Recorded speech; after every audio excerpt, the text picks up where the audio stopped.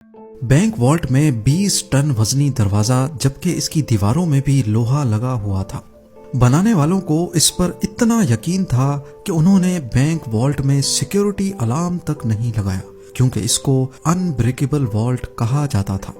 इसका भरम तो तब टूटा जब डकैतों ने एक मास्टर प्लान बनाया और पूरे 27 घंटों तक सिक्योरिटी को चकमा देकर इस वॉल्ट में छुपे। नाज़रीन, ये मास्टर प्लान था क्या और ये हिस्ट्री की सबसे बड़ी बैंक रॉबरी क्यों मानी जाती है, इस पर बात करने से पहले हम सीधा चलते हैं 19 जुलाई 1976 वाले दिन पर।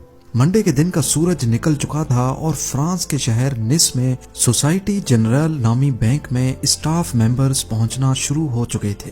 ये बैंक आज के दिन तक दुनिया का सबसे सिक्योर्ड और सबसे मजबूत वॉल्ट रखने वाला बैंक माना जाता था। हुआ कुछ यूं था कि रूटीन के मुताबिक बैंक स्टाफ वॉल्ट को खोलने गए। ये एक बहुत ही हैवी दरवाजा था जिसमें इंतहाई कॉम्प्लिकेटेड लॉक लगा हुआ था। उन्होंने लॉक कॉम्बिनेशन लगाया लेकिन दरवाजा नहीं खुला।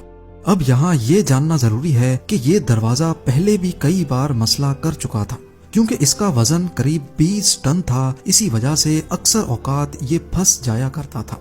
बैंक स्टाफ को लगा कि हमेशा की तरह आज भी ये फंस गया है, तो उन्होंने वॉल्ट बनाने वाली कंपनी से कांटेक्ट किया। आधे ही घंटे के बाद कंपनी के एक्सपर्ट्स बैंक में आ गए और दरवाजे को खोलने की कोशिश करने लगे। लेकिन हैरत की बात यह थी कि इस बार कंपनी के एक्सपर्ट से भी दरवाजा नहीं खुल रहा था।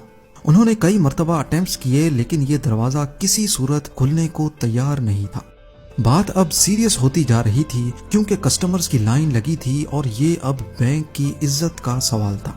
आखिरकार 3 घंटों के बाद उन्होंने फैसला किया कि वॉल्ट की दीवार में ड्रिल करके सुराख करके देखा जाए कि आखिर दरवाजे में